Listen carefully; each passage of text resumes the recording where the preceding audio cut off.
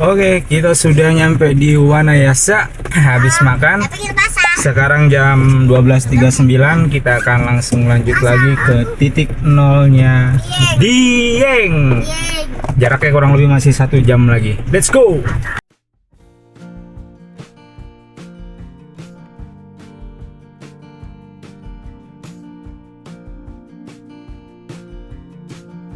Selepas makan siang di warung pecel lele Lamongan Cak Hakim, kami kembali melanjutkan perjalanan. Dari sini perjalanan masih menyisakan sekitar 1 jam lagi menuju titik 0 km Dieng. Jalur Wanayasa Batur yang kami lalui ini sering disebut sebagai salah satu rute dengan panorama terbaik menuju Dieng. Namun sayangnya, langit hari ini belum berpihak kepada kami. Hujan masih terus turun sejak kami meninggalkan Jatilawang, sementara kabut perlahan menyelimuti lereng-lereng pegunungan, menyembunyikan pemandangan yang sedari tadi kami nantikan. Padahal saat cuaca sedang cerah, dari jalur ini Sobat Kelana bisa menikmati pemandangan pegunungan yang luar biasa, seperti Gunung Sindoro, Sumbing, Frau, hingga Bismo. Namun begitulah perjalanan, tak semua rencana berjalan sesuai harapan, dan tak semua keindahan harus kami temui hari ini. Mungkin ada yang sengaja disisakan oleh semesta, agar kami selalu punya alasan untuk kembali suatu hari nanti.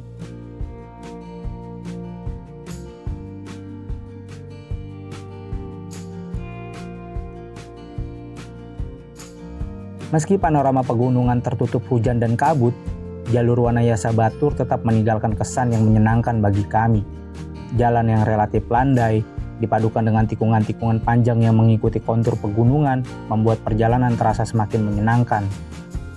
Di kanan dan kiri jalan, hamparan kebun milik warga membentang begitu luas, sementara kabut, gerimis, dan hijaunya perkebunan menyatu menciptakan suasana yang begitu syahdu. Rasanya setiap meter jalur ini mengundang kami untuk memperlambat laju kendaraan dan menikmatinya lebih lama. Jika saat berkabut saja suasananya sudah sesahdu ini, bagaimana indahnya jalur ini saat langit benar-benar cerah.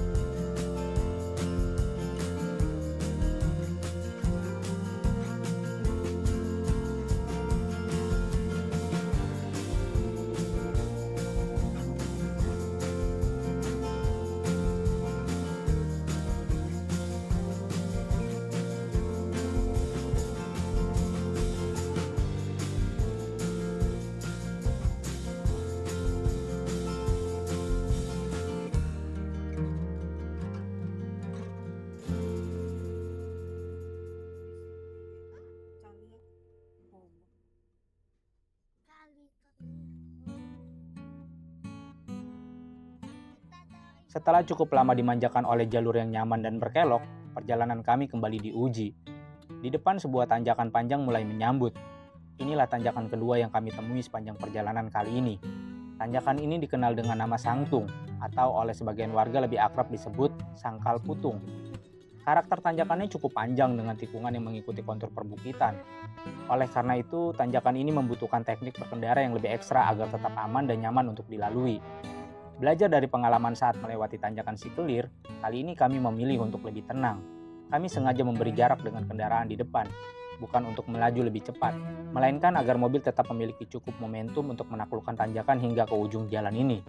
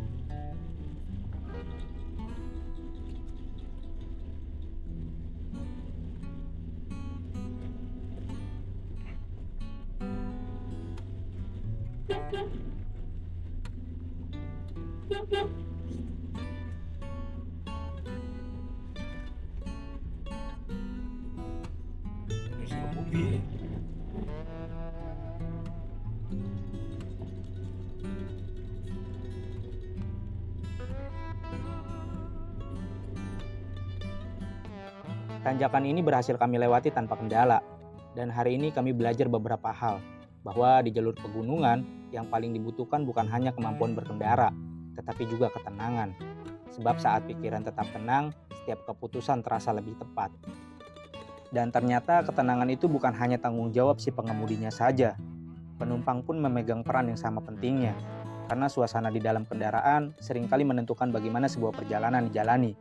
Ketika semua saling percaya dan tetap tenang, tanjakan seterjal apapun terasa lebih mudah untuk dilewati.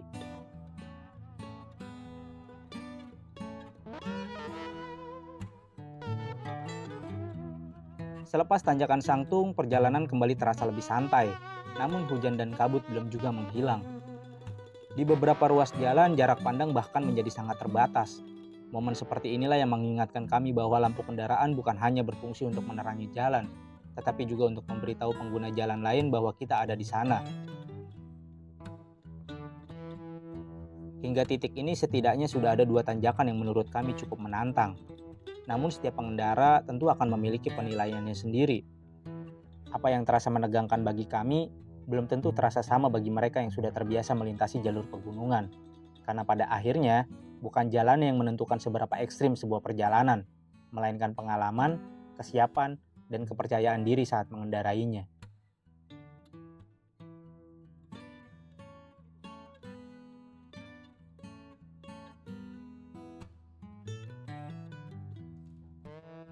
Pasar Batur lurus. Kalau yang ke kanan tadi, belum Pasar Batur ke kanan itu ke Banjar namanya. Banjar. Nah ini kita ke Geopark. Itu apa api? Dusun apa? Dusun Serang, Geopark Dieng, Wonosobo, Kawasikida ambil kanan. Iya. Nah sini, ini patokan ini nih Dusun Serang. Dusun Serang, kita belok kanan. Nah ini nanti ke Geopark dan Ada Param Wanayasa Dieng, titik 0 km Dieng. naik gunung. Banjar komplek Candi Dieng. Katanya gunungnya kalau kayak 17. Oh di sini sudah lurus. Di sini orang kiri. Oh dari kiri. Iya.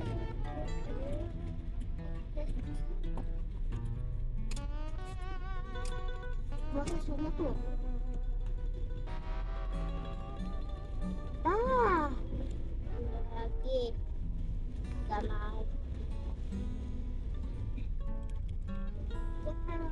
Kalau kakak naik jeep itu yang paling suka itu gak di dalam.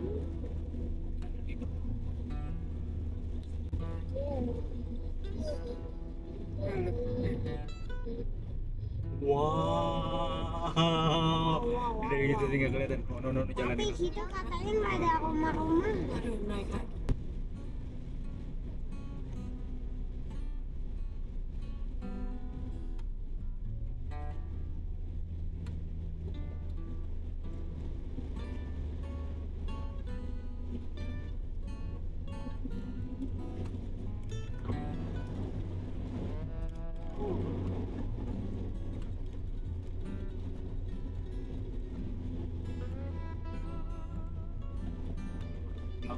Pulang dah, pulang. Gantian, gantian.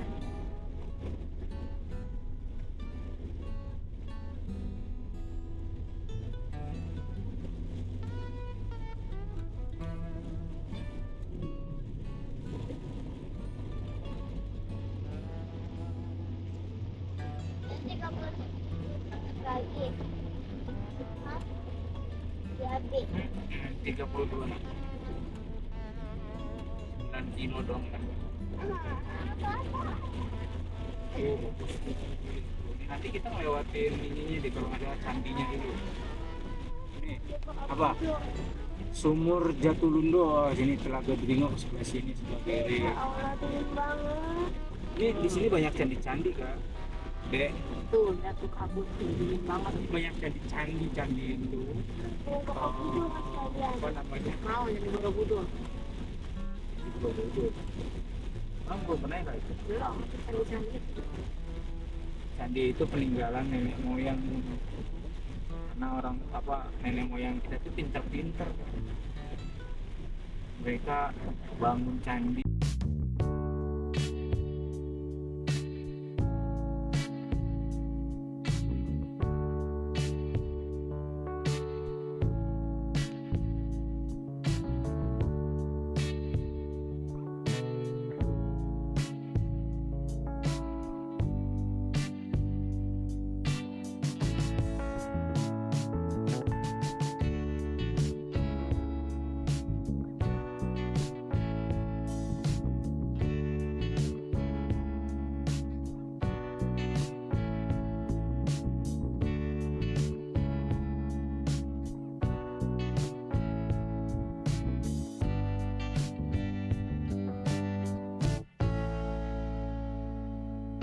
Sekitar 7 km sebelum tiba di titik 0 km Dieng, kami kembali berhadapan dengan tanjakan berikutnya. Inilah tanjakan Barisan. Nama tanjakan ini sudah beberapa kali kami dengar dari teman-teman yang lebih dahulu melintasi jalur Kajen menuju Dieng. Begitu tiba di kaki tanjakan, kami langsung mengerti mengapa banyak pengendara membicarakannya. Tanjakannya panjang dengan kemiringan yang cukup curam. Bahkan sebelum pendakian benar-benar selesai, jalan sudah kembali berbelok mengikuti tikungan yang rapat. Tak heran jika tanjakan Barisan menjadi salah satu titik yang paling diwaspadai oleh para pengendara yang melintasi jalur ini. Awalnya kami sempat berpikir untuk mencari jalur lain, namun setelah melewati kondisi di lapangan, keraguan itu perlahan menghilang. Di tanjakan Barisan, petugas memberlakukan sistem buka tutup untuk mengatur arus kendaraan yang melintas. Bahkan di beberapa titik yang kerap membuat kendaraan kehilangan momentum, petugas sudah bersiap untuk memberikan bantuan jika sewaktu-waktu diperlukan. Melihat semuanya telah dipersiapkan dengan baik, kami pun merasa jauh lebih tenang untuk melanjutkan perjalanan. Ini tanjakannya luar biasa. Panik. Makanya tuh alurnya Jadi ada beberapa tanjakan lewat jalur ini itu yang memang lumayan ekstrim. Pertama itu yang setelah dari mau ke Wanayasa itu tanjakannya lumayan. Terus tadi dari Wanayasa mau ke Batur itu juga sama, tanjakannya tinggi. Dan ini nih yang mau ke titik 0. Sebenarnya ada satu lagi jalan bawah sana, tapi nggak tahu ya jalannya sama apa enggak. Cuma yang di sini emang agak naik itu tuh sampai didorong tuh, ya Allah. Mudah-mudahan sih kelihatan ya. Didorong tuh, kuat banget. Ya Allah. Ya mudah-mudahan sih kendaraannya kuat lah. Dan memang harus dipastikan ini ya, apa namanya, fit kendaraannya. Mudah-mudahan sih ini juga kendaraannya kuat lah. Kita nggak bisa jalan karena adik kelihatan nggak? Didorong. Mana? Didorong. Kelihatan nggak? galak lah. Mogok dia karena mungkin gimana nggak tahu kendaraan panik atau apa. Ngapain yang orang Tibalah saat giliran kami. Perlahan mobil mulai bergerak. Kami sengaja memberi jarak dengan kendaraan di depan. Duduk ya anak ya, baca bismillah. Ayo baca bismillah. Di luar hujan masih turun. Kabut semakin menebal. Aspal yang basah membuat kami semakin fokus menjaga laju kendaraan. Suasana di dalam mobil pun mendadak hening. Tak banyak percakapan. Masing-masing larut dalam pikirannya sendiri menanti tanjakan ini benar-benar terlewati.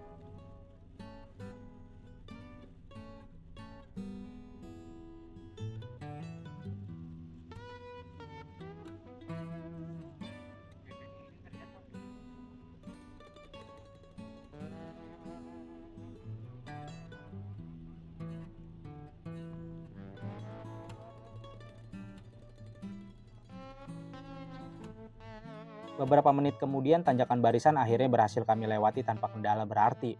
Rasa lega perlahan menggantikan ketegangan yang sejak tadi kami rasakan.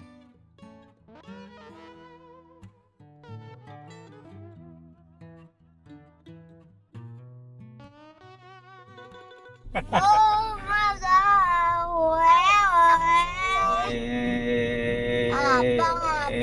menit lagi habis. Insya 25 menit lagi nak. Masih lama. Ya. Apa lama Iji? 2,8 kilo. Wah, 2,8 ya. Oh, pada berhenti di sini buat foto. Tuh view-nya. Tuh view-nya tuh. View. Tapi bahaya sih kalau bawa anak bayi di sini. Apa? Bahayanya kenapa? Jatuh, Yang Memang anak bolong, bayi dipegang. bisa jalan. nggak dipegangin. Masa jatuh. Tepat 14.23 akhirnya kami tiba di titik 0 km Dieng. Setelah menempuh perjalanan panjang dari Jakarta, akhirnya kami menginjakkan kaki di dataran tinggi Dieng ini. Namun perjalanan hari ini ternyata belum benar-benar usai. Arus kendaraan menuju kawasan wisata masih cukup padat. Demi mengurangi kemacetan, petugas memberlakukan sistem buka tutup di beberapa titik. Akibatnya kami harus memutar lebih dahulu, meski penginapan yang kami tuju sebenarnya sudah tidak jauh dari kawasan Candi Arjuna. Jujur saja, sudah lebih dari 10 tahun saya tidak kembali ke Dieng. Sementara istri dan kedua anak saya baru kali ini menginjakkan kakinya di Dieng. Dan rasanya banyak yang telah berubah. Pilihan penginapan kini semakin beragam. Tempat makan pun jauh lebih ramai. Kawasan yang dulu terasa sederhana, kini tumbuh menjadi destinasi wisata yang semakin hidup. Melihat perubahan itu ada rasa senang yang sulit saya ungkapkan. Bukan semata karena Dieng semakin terkenal, tetapi karena saya bisa melihat roda kehidupan masyarakat ikut bergerak bersama perkembangan para wisatanya. Sebab bagi saya, sebuah destinasi wisata yang baik bukan hanya tentang panorama yang memanjakan mata. Lebih dari itu, ia juga mampu menghadirkan manfaat, menghidupkan masyarakat, dan memberikan alasan bagi mereka untuk terus menjaga keindahan yang dimilikinya. Sekitar pukul 15.20, akhirnya kami tiba di penginapan yang telah kami pesan sebelumnya, Kijuna Pila Dieng. Lokasinya tidak jauh dari kawasan Candi Arjuna, tempat yang akan kami jelajahi esok hari. Hari mulai beranjak sore, kabut masih setia menggantung di atas dataran tinggi Dieng, seolah menyambut kedatangan kami. Sore ini kami memilih beristirahat, mengembalikan tenaga sekaligus mempersiapkan diri untuk menyambut hari yang baru. Sebab esok kami tidak lagi sekedar menuju Dieng, kami akan memulai mengenalnya lebih dekat.